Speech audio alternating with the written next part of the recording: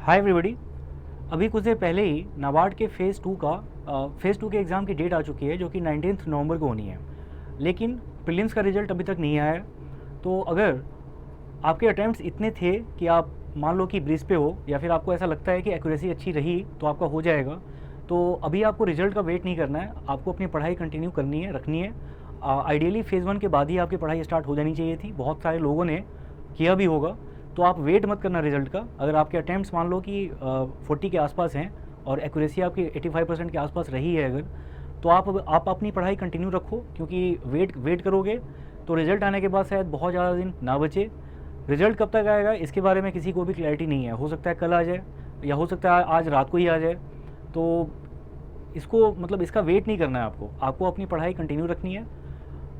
आप ध्यान इस बात पे देना कि जितने भी फ्लैगशिप स्कीम्स हैं, स्पेशली जो आपके फ़ेज़ 2 के सिलेबस से डायरेक्टली लिंक्ड हो, ठीक है। अगर हम बात करें ईएसआई की, एआरडी की, तो ये पूरे जैसे एम्बिट में जितने भी टॉपिक्स हैं और इससे रिलेटेड कोई भी गवर्नमेंट स्कीम है तो वो बिल्कुल आपको टिप पे होनी चाहिए। ना सिर्फ ऑब्जेक्टिव बल्कि ये डिस्क्रिप्टिव के लिए भी बहुत इंपॉर्टेंट है, खासकर एग्रीकल्चर, रूरल डेवलपमेंट, ठीक है। उसके बाद इकोनॉमिक इशूज़, सोशल इशूज़, ये 4 ब्रॉड हेडिंग्स हैं।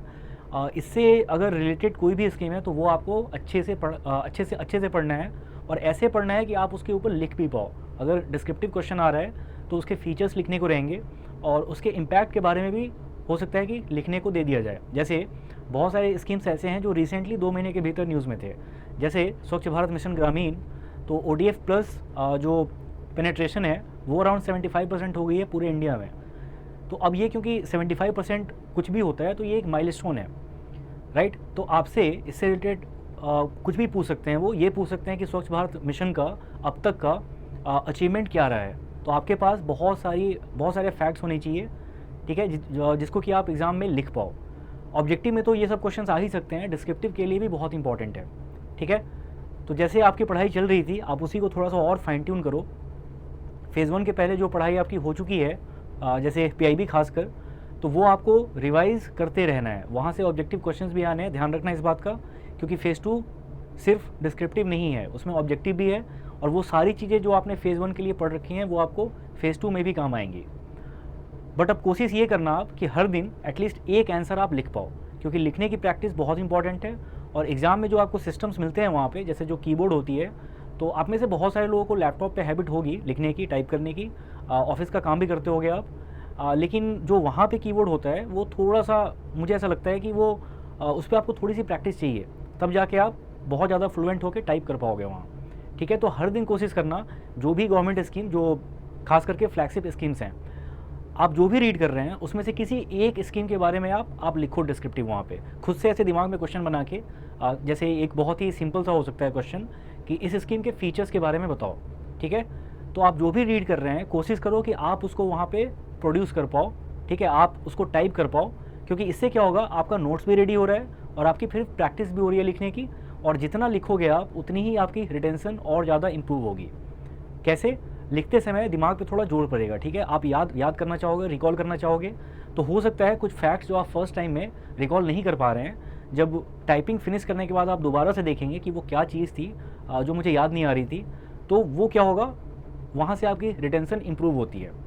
अब हर एक सिंगल स्कीम के साथ ये कर पाना पॉसिबल नहीं हो पाएगा, लेकिन आप कोशिश करना, जितने बड़े बड़े स्कीम्स हैं, जिसको कि हम दूसरे वर्ड्स में फ्लैगशिप स्कीम्स भी बोलते हैं, जिन लोगों को ये फ़िल्टर करना नहीं आ रहा है, वैसे तो अब तक आ जाना चाहिए था। आप सीधे देखना कि एग्रीकल्चर से रिलेटेड कितने स्कीम्स ऐसे हैं, रूरल डेवलपमेंट से रिलेटेड कितने स्कीम्स ऐसे हैं, ठीक है। और उसके अलावा जो बजट का अमाउंट होता है, वो चाहे हम बात करें टोटल आउटले की या फिर हम इस साल के बजट की बात करें, तो इस साल जिसको भी 5000 से ज़्यादा अलॉटमेंट मिली है, ठीक है, 5000 से ज़्यादा एलोकेशन मिली है, तो वो अपने आप में बहुत इंपॉर्टेंट स्कीम्स होती हैं, ठीक है। यहाँ से भी आप फ़िल्टर कर सकते हो, प्लस सिलेबस का फ़िल्टर तो है ही। तो जैसे भी हो आप इसको देखो, आप इसकी प्रैक्टिस करते रहो। रिजल्ट जब भी आता है फ़ेज़ 1 का, होपफुली वो बहुत जल्दी आ जाना चाहिए, लेकिन अगर डिले भी होता है तो भी आपको रिज़ल्ट का वेट नहीं करना है। तो मुझे यही सब बातें बोलनी थी आज। प्लस आप मॉक्स देना स्टार्ट कर देना, जिन लोगों ने नहीं किया अभी तक। मॉक्स से आपको बहुत फ़ायदा होता है, एक वैलिडेशन मिलती है कि जो चीज़ें आप रीड कर रहे हैं, तो जो आपने कंटेंट को रेफ़र किया है वो सफिशिएंट है या नहीं है।